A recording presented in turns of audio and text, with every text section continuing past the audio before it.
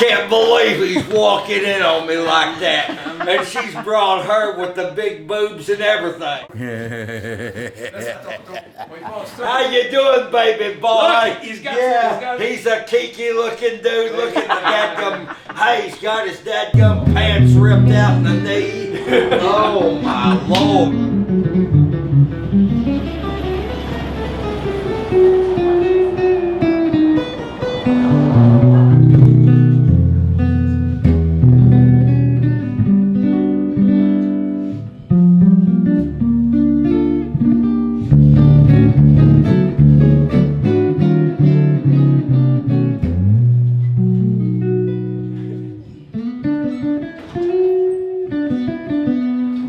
A fucking phony ass museum, some kind of a dadgum trinky tranky gift shop.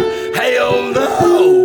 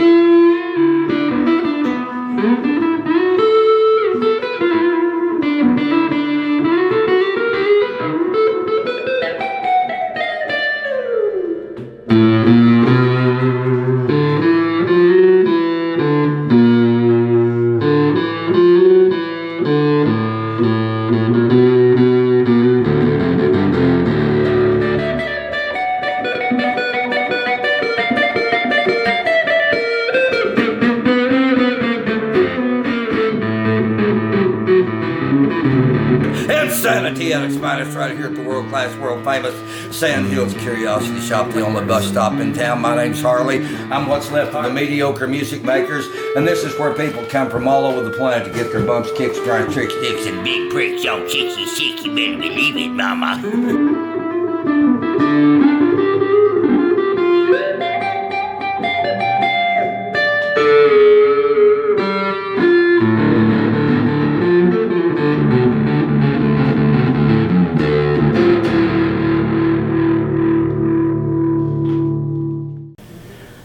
Dans cette vidéo-là, Certaines des images sont vraies et d'autres ont été récupérées sur Google pour pouvoir faire une reconstitution le plus fidèlement possible.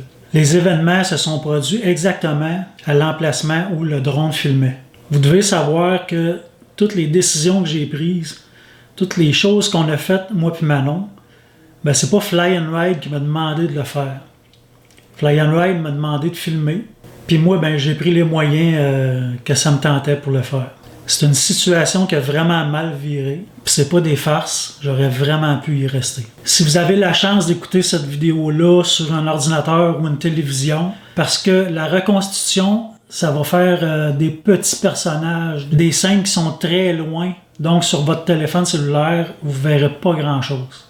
Puis je peux vous dire que j'ai eu ma leçon. Écoutez ça. Salut gang! Là, cette vidéo-là, c'est une vidéo que je sais que je vais faire. Ça fait longtemps, puis j'appréhende vraiment ce moment-là. Chaque fois que je pense à cette histoire-là, je viens vraiment mal. Mais là, ça fitait avec la série des petits clips sur la route 66 que je vous ai faite. J'ai rien écrit, j'ai aucune narration. Là, je vais à Capella. Sur ce road trip-là de la route 66, j'avais été mandaté pour filmer toute la traversée de la route, faire des entrevues dans le camion avec Daniel de Fly and Ride, puis en même temps présenter les différents attraits de la route 66. Parallèlement à ça, il y avait des motos qui faisaient la route 66. On a fait des portions de la route 66 dans la vanne avec Daniel, dans la cabine. On a fait d'autres portions de la route 66 avec le Yukon de Fly and Ride, le gros camion noir qui fait un peu caïd. Puis la dernière portion, je l'ai faite avec mon Road Glide.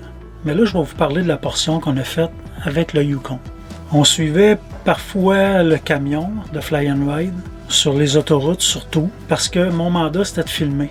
Donc on roulait d'un côté ou de l'autre, j'appelais le camionneur, je lui disais bon ben tu peux me dépasser, après ça c'est moi qui le dépassais, ou je roulais en avant de lui. Mettons que j'ai fait pas mal d'affaires assez périlleuses, sans trop me soucier de ce que j'étais en train de faire, sans trop me soucier de si c'était légal ou non.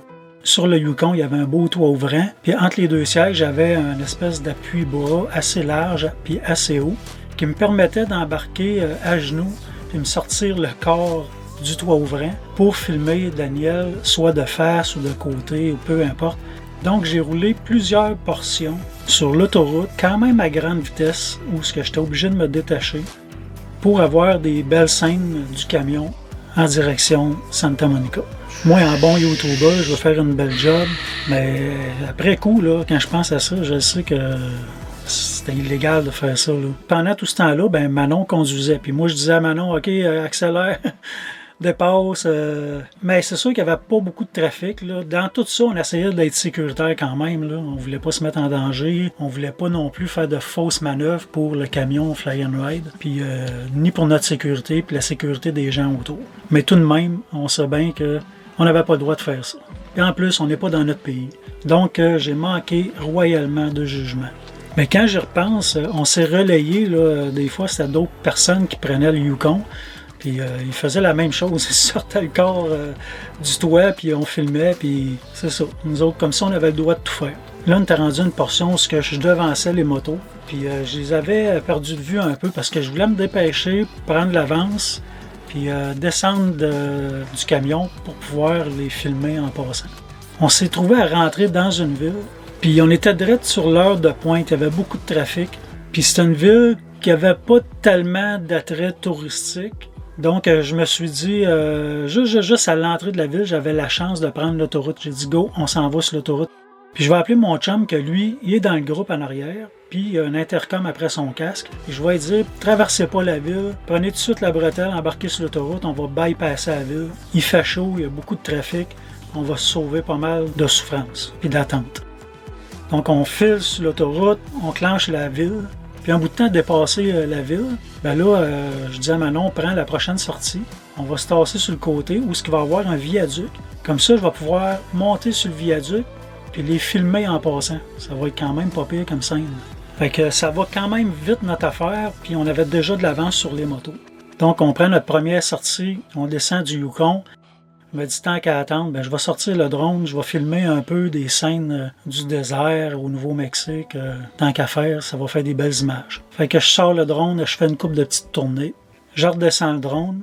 Là, je me dis, je vais aller les attendre parce qu'ils doivent être à veille d'arriver. Je pogne ma caméra, je m'en vais sur le viaduc. Puis là, j'attends. Puis j'attends. Puis là, il n'arrive pas. Il fait chaud. Je ne sais pas combien de degrés qu'il fait, mais il fait chaud et soleil. Donc, j'enlève mon t-shirt, j'attache ça après mes pantalons. Puis, j'attends au-dessus du viaduc avec ma caméra à main, prêt à capter ces images-là. Puis, je trouve que c'est long. Pendant ce temps-là, ben Manon, elle s'amuse avec une boule de foin pour faire comme dans les films. Là, elle la pitche au milieu du chemin, puis elle filme la boule de foin qui roule. Fait qu'elle attend de son côté, puis elle s'occupe. Moi, ça fait assez longtemps que j'attends, donc je décide de rappeler mon chum pour savoir qu'est-ce qu'il y en est, comment ça qu'il n'arrive pas. Je réussis à la rejoindre, il dit « Ah, Pascal, on n'a pas pu tourner, on est rentré dans la ville, on est pogné dans la ville, il y a du trafic, il fait chaud, attendez-nous pas, ça va prendre du temps. » Fait que là, moi, découragé, j'ai attendu tout ce temps-là absolument pour rien. Donc, je retourne d'abord, je lâche du regard les voitures qui passent en dessous du viaduc, puis je m'apprête à m'en retourner vers le Yukon. Juste à en parler, je viens déjà mal. Fait que là, je commence à marcher vers le Yukon. En me tournant, je vois 2 voitures de police qui passent comme un passage, une traverse entre les 2 autoroutes, qui traversent le terre-plein pour venir prendre la bretelle qui mène où on est stationné. Fait que là, moi, je me dis, ben, on est dans le désert, au milieu de nulle part, et il se pose la question, qu'est-ce qu'on fait là? Je marche tranquillement avec mon calme légendaire, mais j'ai pas eu le temps de faire long, là, eux autres s'en venaient, là. Pendant qu'eux autres s'en venaient, que je les voyais, j'entends crier en arrière de moi « Drop your gun! » Il me semble que c'est le même qui a dit ça, parce que je parle pas trop anglais. Sauf que je suis capable de comprendre qu'il vient de me dire de jeter mon gun à terre. On s'entend que je tiens une caméra dans mes mains, là. Mais ils sont tellement loin de moi. Les 2 chars qui viennent de passer en dessous du viaduc sont très loin. Ils sont engagés dans la bretelle, puis ils se sont immobilisés direct dans la bretelle, les 2 chars bloquant la voie au complet. Je me revire de bord. L'autre bord du viaduc, il y a 2 autres chars de police. Tous les policiers sortis, il doit y avoir 6 ou 8 policiers. Ils me tiennent tous en joue avec leur carabine. Puis ils me crient de jeter mon gun à terre. Moi, j'ai figé là, j'ai une caméra dans mes mains. On est à je sais pas combien de mètres de distance. Eux autres, ils ne voient pas ce que j'ai dans les mains.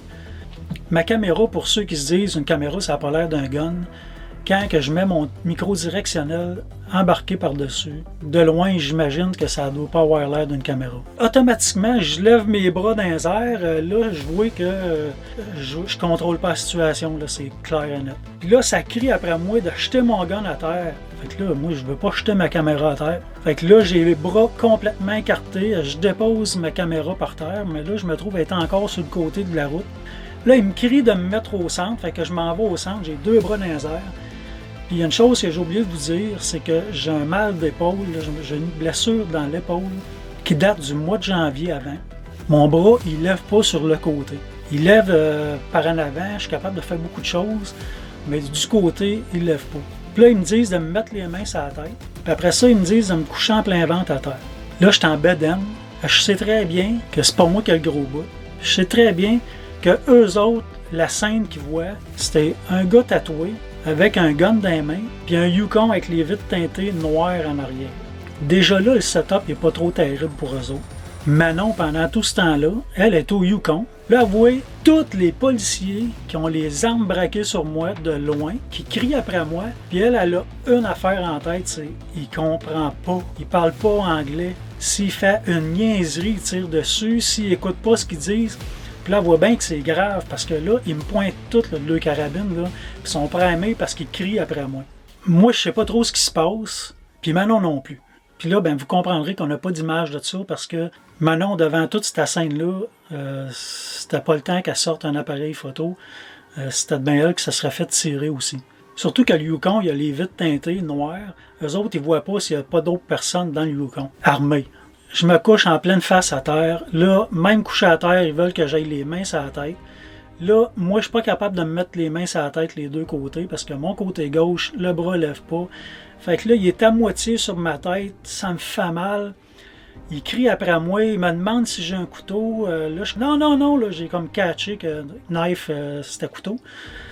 I'm a YouTuber, I want to film my friends in motorcycle. En tout cas, j'essaie de déblatérer quelques mots en anglais que je sais dire, mais ils vont-tu comprendre? Fait qu'eux autres, ils avancent toujours vers moi, là. Je sais même plus comment ils étaient. Ils étaient 6 ou 8, mais c'est sûr qu'ils étaient pas moins que 6. Puis là, plus qu'ils s'avançaient, moi, je voyais juste l'asphalte, là. J'avais la face en pleine face à terre. Puis plus qu'ils s'approchaient, ben là, je commençais à voir des jambes, mais pas plus que ça. Puis ils gueulent encore après moi. Jusqu'à temps qu'il y en a un qui a dit « It's camera ». Là, j'ai comme catché l'enfant, il y a quelqu'un qui a bien vu que c'était pas un gun. Parce que là, moi, j'avais déposé ça sur le côté de la route, puis là, il m'avait fait tasser au centre. Fait que là, eux autres, là, ce qu'ils checkaient, là, c'était pas le gun sur le bord du chemin, là, c'était pas la caméra. Ils checkaient le gars à terre, puis il va-tu faire un faux move? Moi, si je bougeais un petit doigt, là, il était tellement sur le nerf qu'il vidait le chargeur. Ça me fait fliquer juste à y penser. Avec tout ce qu'on entend aux États-Unis, puis un peu partout, eux autres, ils ont le doigt sur la gâchette. Puis ce que j'ai su par après, c'est que pendant que j'attendais les longues minutes après la gang qui passe en dessous du viaduc, avant que les policiers arrivent, c'est quelqu'un a passé, puis il m'a vu de loin, puis ils ont appelé le 911 pour dire qu'il y avait un tireur sur le viaduc. Donc eux autres ne sont pas arrivés là, par hasard, puis il y avait un gars sur un viaduc avec un gun. Là. Il y avait déjà une plainte comme quoi qu'il y avait un tireur sur le viaduc. Fait qu'ils sont arrivés premier. Fait que là, rendu proche de moi, quand j'ai entendu « OK, c'est une caméra », j'ai commencé à avoir plus confiance que c'est pas mon dernier jour. Mais malgré tout ça, j'ai resté quand même calme. Tout le long, je faisais pas de faux moves. Je savais que c'était pas le temps que je fasse des faux moves. J'avais toujours les bras, j'essayais de me mettre les mains sur la tête. J'essayais de démontrer que je coopérais, que je n'irais pas fouiller dans mes poches ou dans mes pantalons. Donc là, rendus proche de moi, ils m'ont dit « OK, assis-toi », ils m'ont fait asseoir, encore les mains sur la tête. Fait que là, ils m'ont fouillé, ils m'ont taponné partout, entre les jambes, les fesses, mes chevilles, pour voir si j'avais pas quelque chose dans mes bas. Puis là, ben, j'ai pu commencer à essayer de leur jaser en anglais, parce que je me débrouille un petit peu, là, mais c'est très, très nul, mon affaire. Mais là, ils voyaient bien que c'était une caméra que j'avais. J'avais l'air tellement innocent, juste de ne pas être capable de parler en anglais, que ce que je disais, les petits mots qu'ils comprenaient, ben, ils voyaient bien, ils devaient se dire il est trop tarlet pour tirer sur du monde. Fait qu'ensuite de ça, ils m'ont demandé mes pièces d'identité. Ben là, il fallait aller au Yukon parce que mes pièces d'identité étaient toutes dans le camion. Puis il était plus sur le garde, là. Il était plus en mode de désarmer quelqu'un ou de maîtriser quelqu'un. Ils se sont mis en mode excuse, mais sérieux, là. Ils se sont mis vraiment en mode excuse, ils ont été très gentils. Ils se rendaient compte là, qu'ils venaient de faire une erreur magistrale. Puis je pense qu'il s'est vraiment rendu compte de la peur qu'il nous a faite, surtout à Manon. Parce que moi, avec tout ce que je voyais, c'était de l'asphalte, j'avais la face à terre, je voyais pas tous les policiers, je voyais pas l'image là, de tous les fusils braqués sur moi. Mais Manon, elle voyait ça de loin, puis elle était sûre là, qu'elle nous pardait cette journée-là. Là, Manon, elle pleure, là. Elle pleure, là. Puis là, le téléphone sonne, puis là, c'est Martin de Fly and Ride qui nous appelle pour savoir qu'est-ce qui se passe. C'est Manon qui prend le téléphone. Puis là, elle vient pour parler, puis elle tombe en larmes. Puis là, eux autres sont sûrs qu'on vient d'avoir un méchant accident. Ils comprennent pas trop. Fait qu'on raccroche, puis là, Manon, elle s'effondre en larmes, là. Elle pleure. Je la comprends, là. Fait qu'on essaie de la consoler. Les policiers sont vraiment désemparés, sont vraiment gentils. Les excuses un après l'autre. Le policier qui a commencé à me dire de jeter mon gun à terre puis qui s'est approché de moi le plus, c'est lui qui a pris tout en charge, m'a donné sa carte. Là, moi, ben, un bon YouTuber, pour y prouver que j'étais vraiment YouTuber, ben, j'ai donné un sticker, tant qu'à être là. Puis j'ai demandé est-ce qu'on peut prendre une photo ensemble, il m'a dit non. J'ai poussé ma loque, là, mais en tout cas. Ben, jusque-là, moi, émotivement, j'étais comme sur le nœud. Mais Manon, elle, était vraiment détruite. Là, on est reparti, il fallait s'en retourner. C'est moi qui ai pris le volant. Manon est allée sur le bord du copilote. On part avec le Yukon, on rembarque sur l'autoroute, puis on s'en va à la prochaine ville. Puis là, Manon, elle commence à m'expliquer tout ce qu'elle voyait comme scène. Les policiers sur moi, l'image là, qu'elle voyait, la big picture, là, le scénario. Là. Puis là, après ça, moi, je suis retourné dans ma tête avec tout toutes les conneries qu'on a faites sur l'autoroute, à filmer la vanne, toutes les shots qu'on a filmés, sortis du toit du Yukon. On a traversé des villages, sortis du toit du Yukon avec la caméra en main. Ben, si cette fois-là, ils pensaient qu'on avait un gun, toutes les autres shots avant aussi, ils auraient pu penser qu'on avait un gun quand on traversait les villages, sortis du toit. Mais laissez-moi vous dire qu'on a vécu des émotions très intenses. Puis depuis printemps 2019, que je vis encore ces émotions-là à chaque fois que je pense. Puis juste à la conception, à la reconstruction de cet événement-là dans la vidéo, pour moi, ça a été très difficile de prendre la décision de commencer de le faire. Puis de commencer à trouver des images, parce que là, je les ai pas, les images. Ensuite, faire la reconstitution que vous voyez avec les policiers puis les voitures de police pour vous mettre plus en contexte. Tout ça, là, ça me brassait dans l'estomac. Là. C'était vraiment quasiment comme si j'étais en train de la revivre un peu. Faut pas faire n'importe quoi.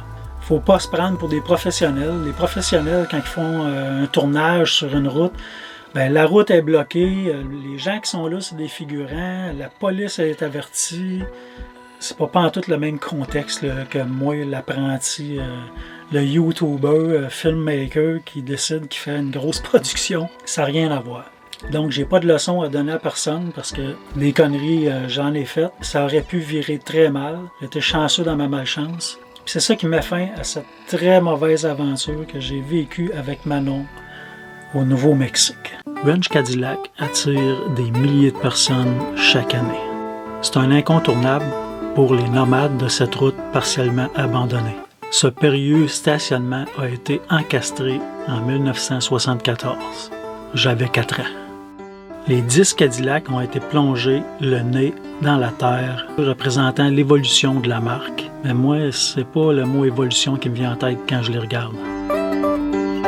Les vertèbres de cette sculpture ont été déplacées en 1997 à 200 mètres de la 66. Tout ça pour faire respirer un peu la ville d'Amarillo. Le triste constat est celui des nombreuses canettes de peinture que les touristes laissent traîner par terre, même s'il y a des poubelles. De là le sens de l'expression « partout où il y a de l'homme, il y a de l'hommerie ». Beaucoup comme moi viennent laisser une empreinte de leur croisade avec des graffitis sur les voitures. Et cette pratique est vivement encouragée. Par contre, apportez vos bottes imperméables si vous voulez vous approcher, car elles nichent au bon milieu de trous vaseux. Sous l'influence de ce célèbre monument, d'autres paysans se sont prêtés au jeu. Pas très loin, vous pouvez découvrir le Beetle Ranch. En passant, si vous aimez cette vidéo, je vous invite à consulter les autres vidéos de ma chaîne.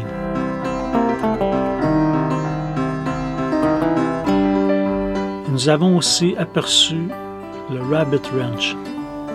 J'ai même entendu parler du Airstream Ranch en Floride. Et plus près de chez nous, depuis quelques années, nous pouvons apercevoir le Tractor Ranch, à la jonction des routes pour se rendre à Ayerscliff, Stansted ou Quaticook. Il n'y a pas à dire, cette pratique se développe partout dans le monde pour le touriste. Comme toujours, actionnez la cloche, aimez cette vidéo, partagez-la et surtout, abonnez-vous. Du bénévolat pour les motocyclistes. Soyez là dimanche prochain pour une autre vidéo.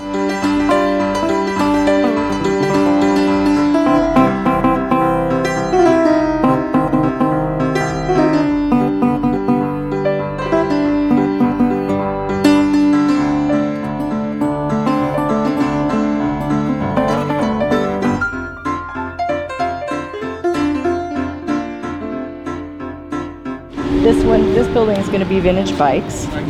So mainly, my husband's in the Harley business. So in fact, we've got the only bike we have over here right now. We've got like a 1950s Harley Hummer in here, and okay. So it's a real neat environment if you guys have time and want to come look. Is it open? It's a work in progress. So we're still when we bought would them. like to see that. It's beautiful. Puis ils ont tombé en amour avec le village. Ils ont acheté 2 buildings ici, dont un là qui va être une building toute pour les vintage bikes. Ah ouais? Puis là, elle dit si tu veux venir voir, si ça t'intéresse. So we did the paint on it because it was in kind of bad shape. Hey Brian. Wow! Wow! Quand j'ai rentré dans le building, j'ai vu tout de suite le potentiel. Moi, je tripe vraiment ces vieux bâtiments, les vieux garages. Comme vous pouvez voir chez eux, ben, ça me ressemble pas mal. C'est durant un road trip sur la route 66 que Manon puis moi, on a décidé de creuser un petit peu plus loin. Plutôt que de dire on a roulé sur la route 66, nous autres, on aime bien la vivre. Aller rencontrer les gens qui meublent cette route-là, la Motor Road.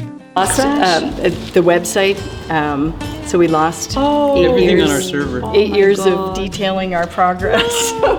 Hey Brian, flip on the light. Laurie Bentley puis Brian Law sont vraiment des personnages accueillants, gentils, puis ils demandent rien que ça de nous accueillir. C'est un de mes rêves de voir un spot comme ça au Québec, puis j'aurais même aimé pouvoir l'opérer. Pour moi, c'est un véritable château d'histoire.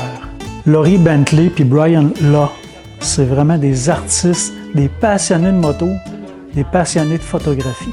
Si vous passez sur la route 66, vous allez assurément passer à Winslow.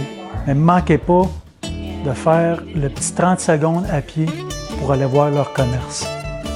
Je vous donne l'adresse. Faites-leur un petit clin d'œil du Québec de ma part. On va continuer la vidéo en anglais. Moi, je comprends rien.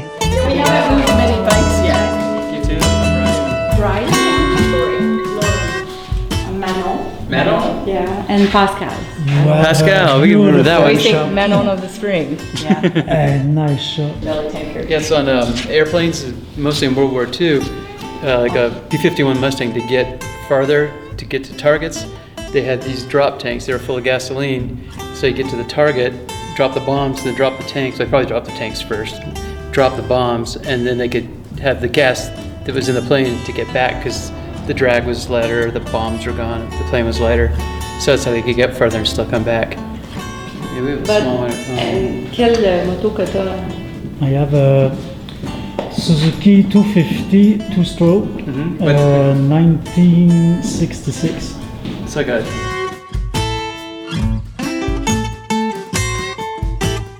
There's stuff we need to do, so we're trying to reuse things rather than. And the city, they have to inspect for like security and yeah, but we're all okay. We Yeah. go through the power assessors and this is all legal. we- and the structure is solid enough. We had a Yeah.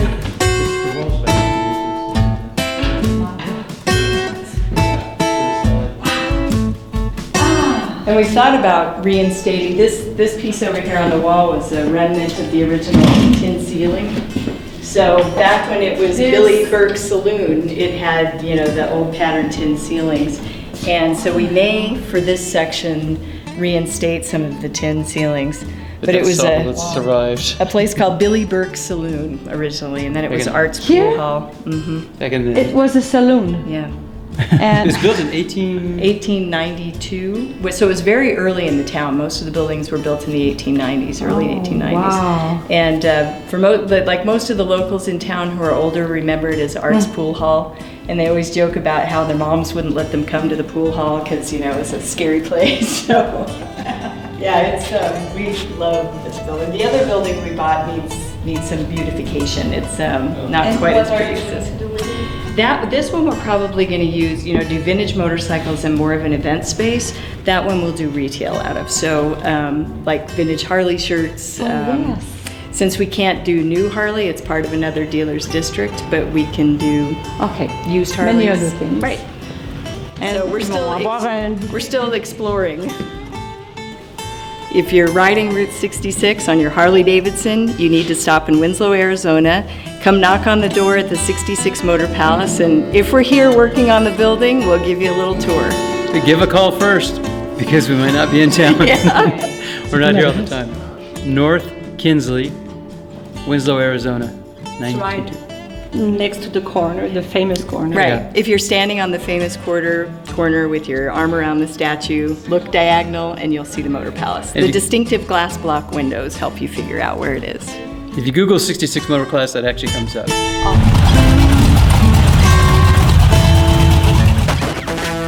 Action! Tout près de Phoenix, en Arizona, il y avait la shop Dirty Bird. Vous les avez peut-être déjà vus à la télévision. C'est des biker builders.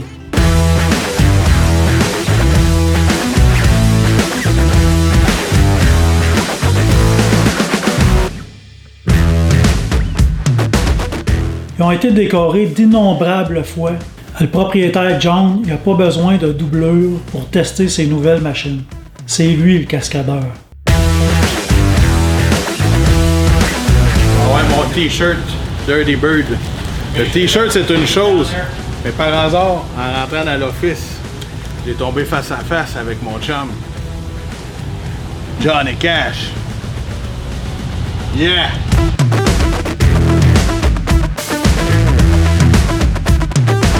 Moi et Martin Bessette de Fly and Ride, on a une preuve de notre visite. Ils nous ont même donné une paire de bas un peu controversée. Quand on fait la route 66 avec un minimum de préparation, ben des spots comme ça, il y en a.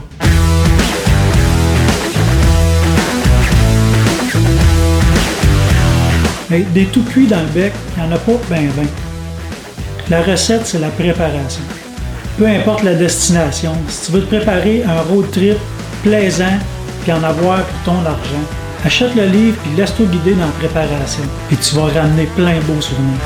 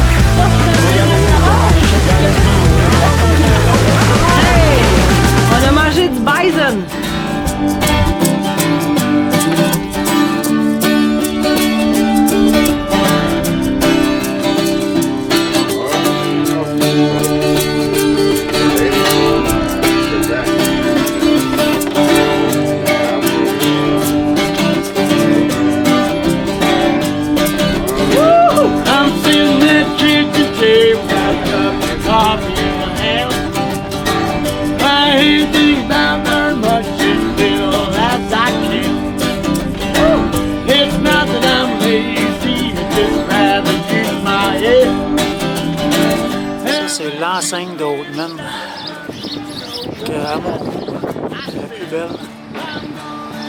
J'ai vérifié sur internet pour essayer d'en avoir, mais jamais bien photographié. I'm going crazy 'cause I'm in love again, yeah.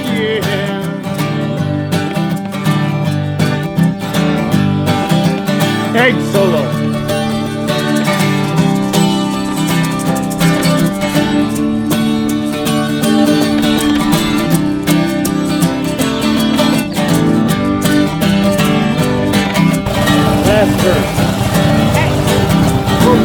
I'm standing by the kitchen table, it's dark right outside. I didn't get nothing done today, but that don't hurt my pride. It's not that I'm lazy, I just rather use my head. And when things get exciting, well, you know what I said, I'm going crazy 'cause I can't find my head.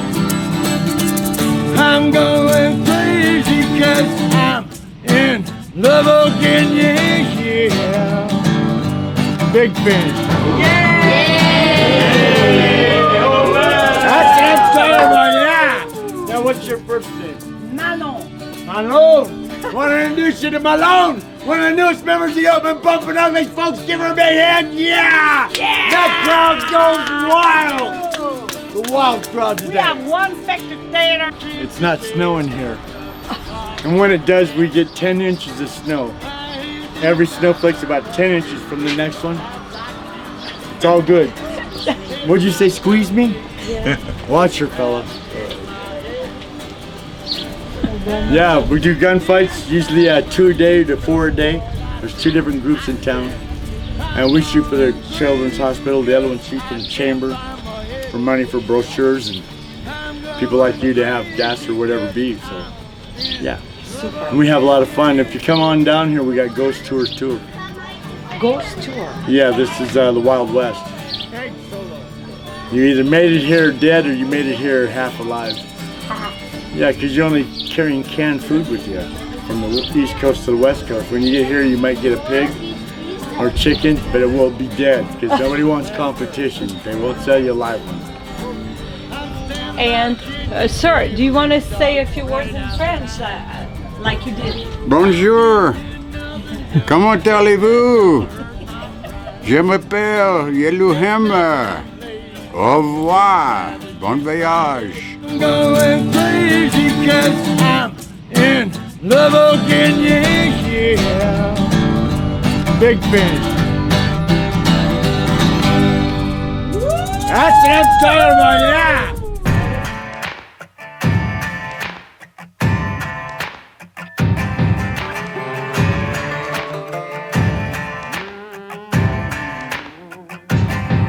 With a piece in my hand and bloodshot eyes, I walked to the water for a last goodbye. He begged so much, it clouded my mind. One thing's clear, the man's gotta die. Might makes right, so he said, when he held all the keys over our head. I lived in that grip, but now he'll learn at the end with the tables turned.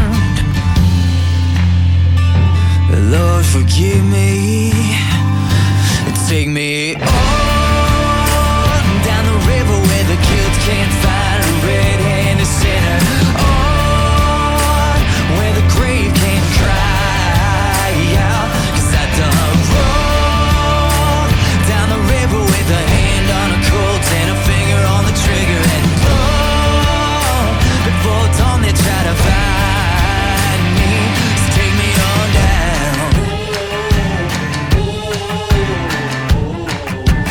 Take me on down.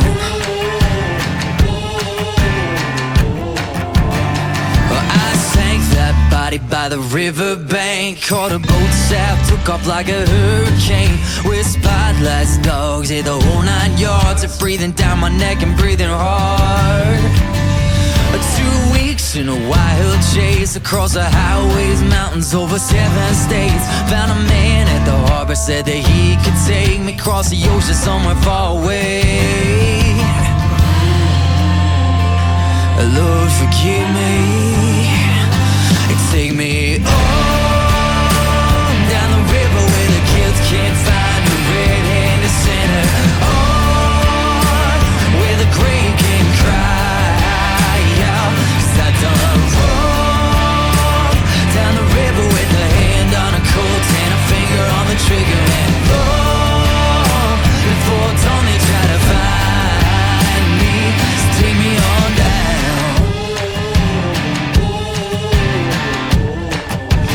Take me on down.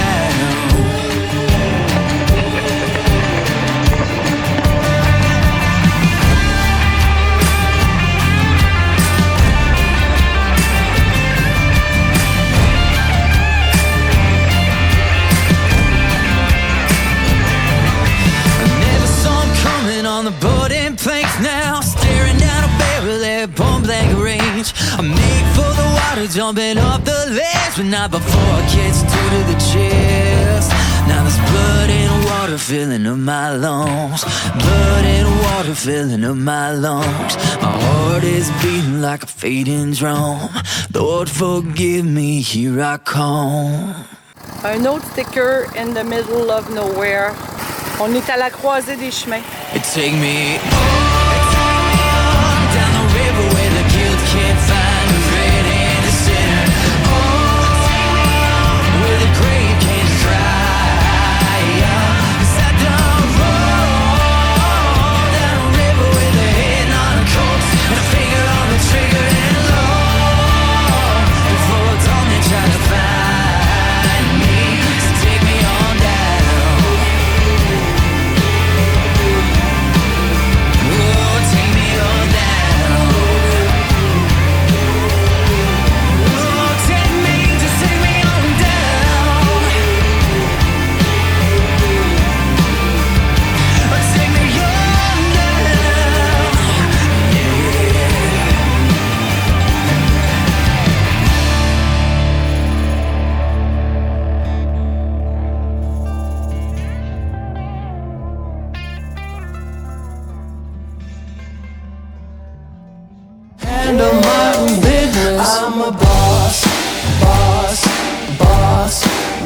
Baby, I'm a boss, boss, boss, calling all the shots.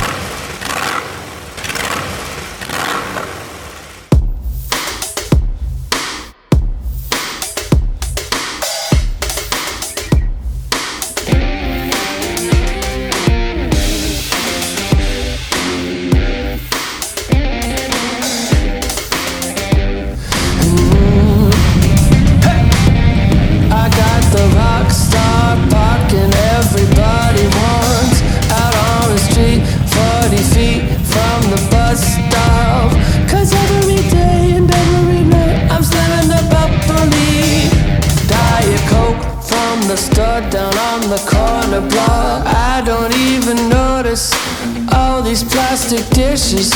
You know I'm a handle my own business. I'm a boss, boss, boss. Baby, I'm a boss, boss, boss. Calling all the shots, shots, shots. Baby, I'm a boss, boss. You know I'm a baller. I keep the mansion running even when the power's not. I make it hair with all them pennies and them dimes I got. Cause every day and every night, you know that I'm living large. But I'm on a diet and I'm trying not to eat the carbs. Gonna get a pimped out two-door Honda Civic. You know how I handle my business. I'm a boss, boss, boss. Baby, I'm a boss, boss, boss. Calling all the shots, shots, shots. Baby, I'm a boss, boss. You know I'm a baller.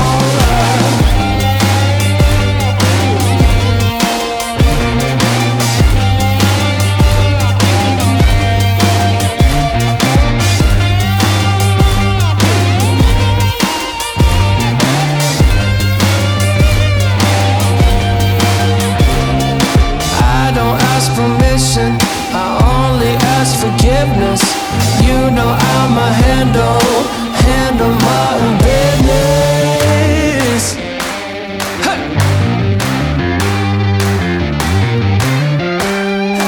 Hey, I'm a boss, boss, boss. Baby, I'm a boss, boss, boss. Calling all the shots. Baby, I'm a boss, boss. You know I'm a boss. I'm a boss, boss, boss. Baby, I'm a boss, boss, boss. Calling all the shots, shots, shots. Baby, I'm a boss, boss. You know I'm a baller.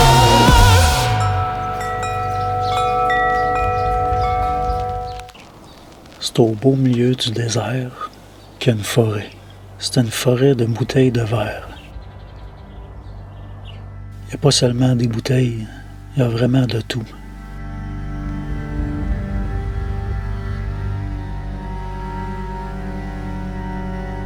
Lors d'un passage sur la 66, qu'on n'a pas eu le temps de préparer, j'ai abandonné le groupe pour me perdre au travers ses branches. J'étais seul, personne pour me guider, personne pour me donner le pas. J'étais seul, mais pas certain. Le grincement des moulins à vent, les lamentations des roulements à billes, et surtout, les paroles du vent accentuées, frappant le fond des bouteilles, comme si des fantômes me surveillaient, me tournoyaient autour de la tête. Même un carillon couvrait le bruit de quiconque voudrait me surprendre. Qu'est-ce que je pourrais penser de cette forêt ou ce cimetière? Je suis comme dans la forêt des bouteilles, puis là je vois pas personne.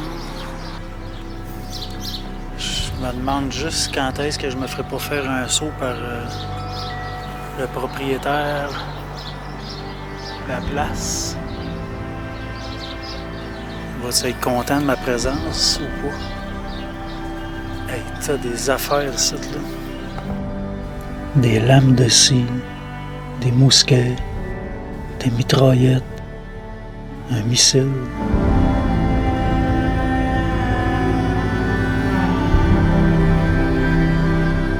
Ma tension monte juste à imaginer les pensées de cet individu qui possédait toutes ces choses.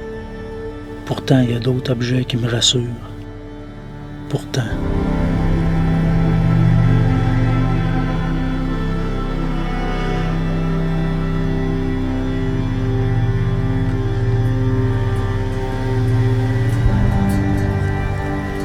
J'avance tout près d'une cabane pour m'annoncer. Oh, il y a quelqu'un? Pas trop fort par contre. J'ai pas trop envie de surprendre un homme surprenant. Avec tous les personnages que j'ai rencontrés sur la route 66, je dois m'attendre à n'importe quoi. Je reste sur mes gardes.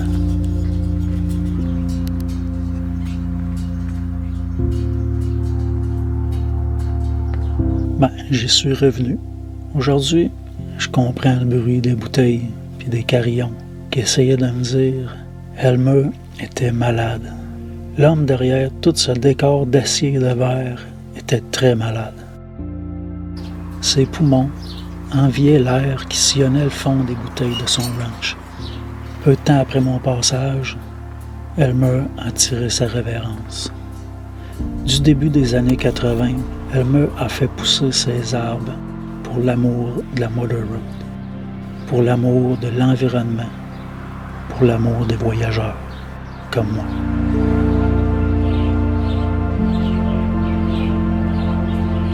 Aux dernières nouvelles, la famille d'Elmer va poursuivre la reforestation avec les bouteilles trouvées le long de la 66.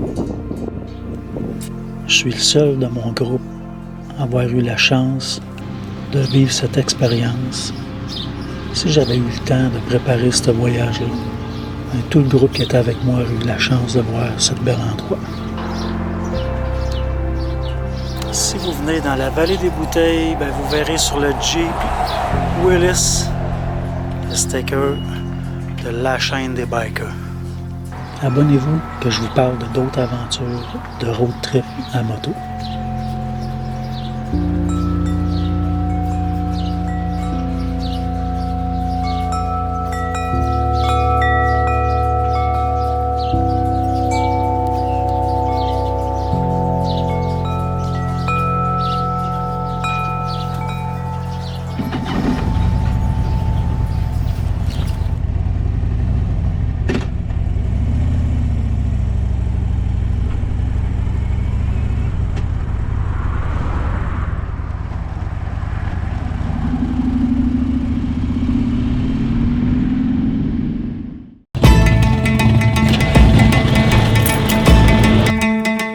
Aujourd'hui, je vous parle de 2 roues, mais aussi de 18 roues, notamment ceux de Fly and Ride.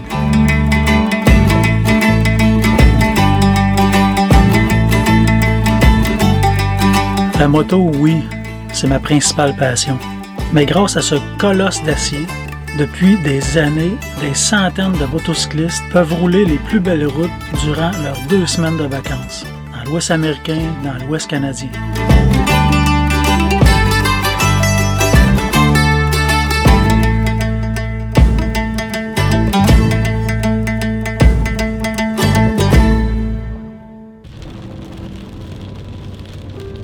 Dans mes vidéos, vous voyez souvent le côté biker. Mais là, voici l'autre côté de la médaille avec Daniel.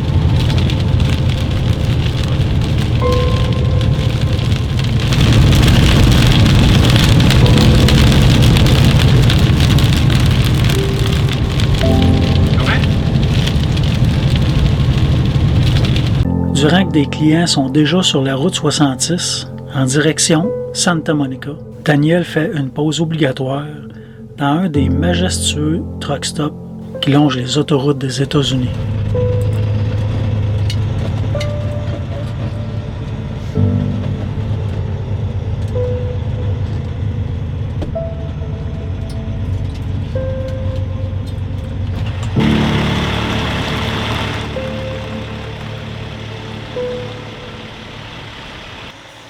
Le premier groupe de motos est déchargé à Chicago. De là, ils partiront pour Santa Monica, empruntant la fameuse route 66. L'autre partie des motos qui restent dans le camion vont descendre à Las Vegas pour rouler à l'intérieur de l'Ouest américain avec ses variables paysages désertiques.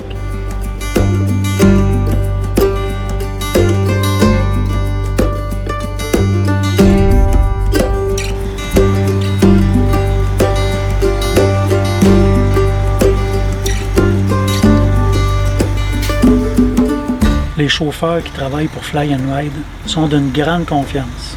Ils ont beaucoup d'expérience, même que je me demande s'ils sont pas venus au monde derrière un volant. Puis là, on s'en va en direction de Las Vegas, le matin. On va prendre l'autoroute, le matin c'est un petit peu de jamin, il y a du trafic pas mal. Puis tantôt, dans une quinzaine de minutes, ça va aller super bien. La température, il pleut un matin, il fait froid, il doit faire à peu près, il fait 43 Fahrenheit, ça veut dire à peu près, je sais pas, 7-8 degrés. Et puis, il vente un peu. C'est pas une journée idéale de printemps, c'est plus une journée d'automne. La température change vite. Tantôt, on s'en va à Saint-Louis, on a à peu près 4 heures à rouler. Environ 4 heures à 5 heures, 4 heures et demie. Puis la température va complètement changer. On va passer de 7-8 degrés à 25.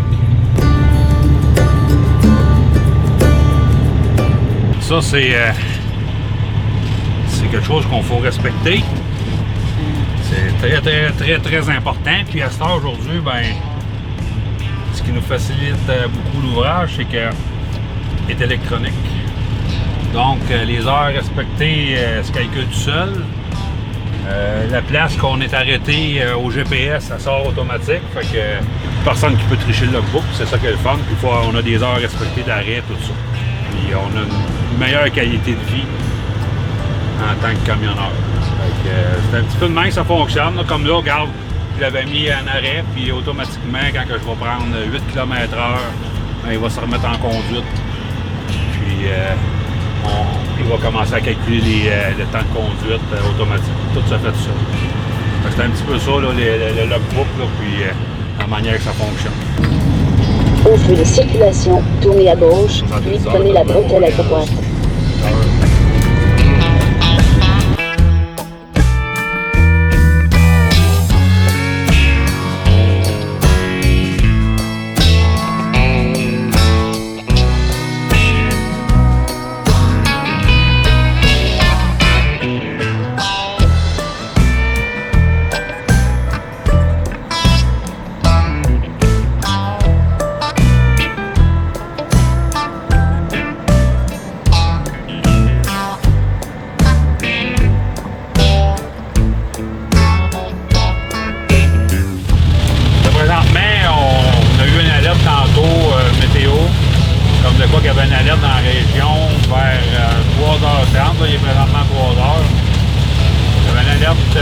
Pour la tornade dans le coin, on ne sait pas exactement où.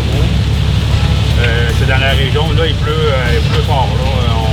On roule moins vite, puis on surveille comme il faut pour être sûr, certain qu'on n'aura pas la tornade qui apparaîtrait devant nous. Là. Je penserais pas, là, mais là, j'ai juste le bord de tomber des gros grains de critiques. Une grosse pluie abondante. On roule plus tranquillement en attendant que ça passe. Manon et moi, pour ce voyage-là, avons vécu une portion de la Motor Road à l'intérieur de la cabine avec le directeur des opérations. J'ai vraiment aimé l'expérience, puis Manon aussi. Ben Manon, elle dormait.